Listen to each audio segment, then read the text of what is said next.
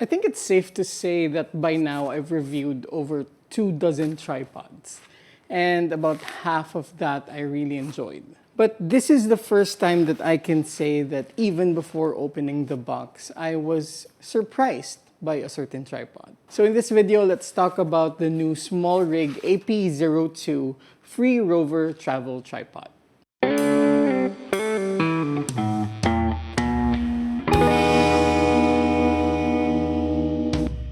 Now, why was I surprised when I was opening the box? Or actually, when I just held the box?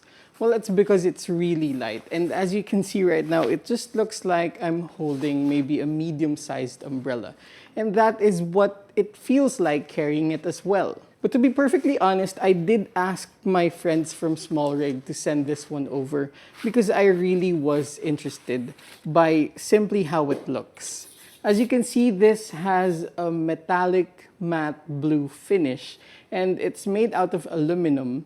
At first, I was thinking it might be heavy because it's aluminum, but I think right now it's the perfect weight because if you make this in carbon fiber, it would be too light. So again, this is made out of almost entirely aluminum. This blue metallic but matte finished rod is made out of aluminum.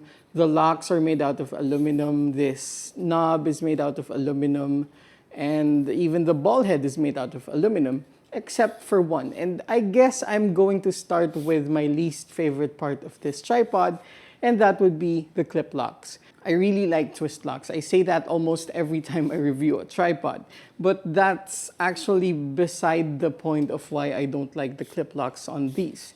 It's simply because that the clip locks on these are made out of plastic, and I can eventually see myself breaking them just trying to use them.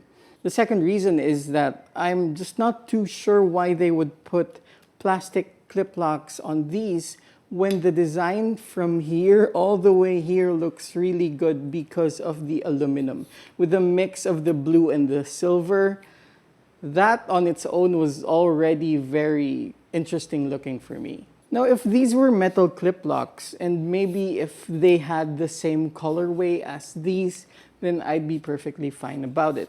I accept that this particular design had to have clip locks because it was made to be really, really thin. I believe that the design of this was actually made to prioritize the width of the entire tripod because this is just 1.96 inches across. The diameter is just 1.96 inches. For context, so you really understand what I'm talking about, this is actually thinner than your typical water bottle. And that's particularly why I said that it felt like I was holding a medium-sized umbrella. And honestly, aside from the overall aesthetic, that is what really made me interested about this tripod because I know that this is going to be very easy to carry around. It's going to fit maybe almost any bag side pocket, or if you're just carrying it around while you're traveling with your camera, it's not going to be difficult to grip. Now, altogether, this tripod weighs 1.15 kilograms. That's very, very light considering the fact that this can support 8 kilograms of camera gear. Now, for context, 8 kilograms can very well be your full-frame camera setup with even a telephoto lens. Now, 8 kilograms is a lot, but it would also matter if there is anything that might cause the camera to shake, and that might be strong winds, or maybe you're submerged in some water and the flow is really strong. I wouldn't expect this tripod to be able to keep firm, but if you're just shooting even with 8 kilograms of camera gear and there is nothing causing it to shake, then it should be stable. Now, the shortest length of this tripod is just at 20 inches. And you can also imagine that when the tripod is at its minimum standing height, it would be around the same. However, there are also still some more stops on how wide you can have the legs, so you can actually make it a bit lower. Now, in addition to that, you can actually also invert the center column by removing it, meaning that if you have the legs a bit wider and you invert the center column with the head at the bottom, you can actually mount your camera very, very low and very close to the ground. Now, with all 4 sections fully extended without the center column, this is now at 51.2 inches. And for a compact travel tripod, I would say that that's pretty decent. And when you extend the center column all the way up, you are now at 6.26 inches, and that is fairly close to how tall I am. Now let's talk about the ball head.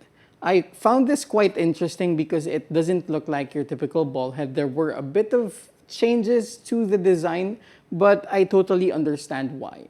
Now, instead of turning a knob to unlock the center column, you turn this ring that is actually as big as the diameter, or almost as big as the diameter of the entire tripod. I'm not sure if it's easier or it's an ergonomically better thing to do, but I do find it enjoyable to turn it, so what the hey.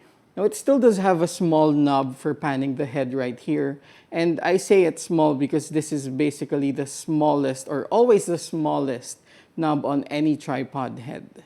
And of course, there are some angle indicators by the rim of where the action is moving. So again, pretty much a standard for most ball heads nowadays.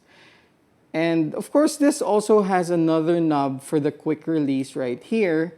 And embedded onto the surface of it is one of the bubble indicators. Now, when we remove the camera, we also have an Arca Swiss type quick release clamp right here with a screw in the middle and also another bubble level indicator on top. And I've said this in every tripod review, it's always a plus when it's Arca Swiss type compatible, so good job on that, Smallrig. Now, what's interesting about this tripod and basically the ball head is the absence of that big main knob that unlocks the head, or unlocks the ball rather.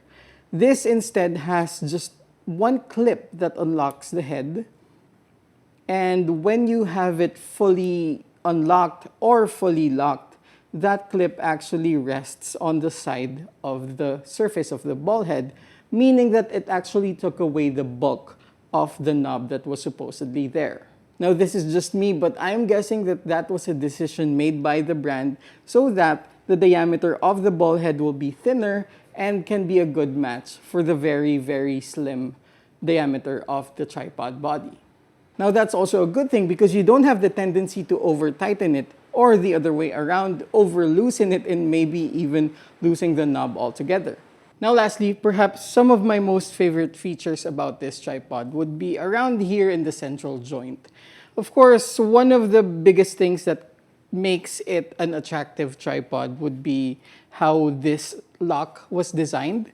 It's just a typical lock. You push it down to be able to extend or widen the angle of the legs, but it just looks really good. But more than that, the left side of each of the joints are actually ports for added accessories.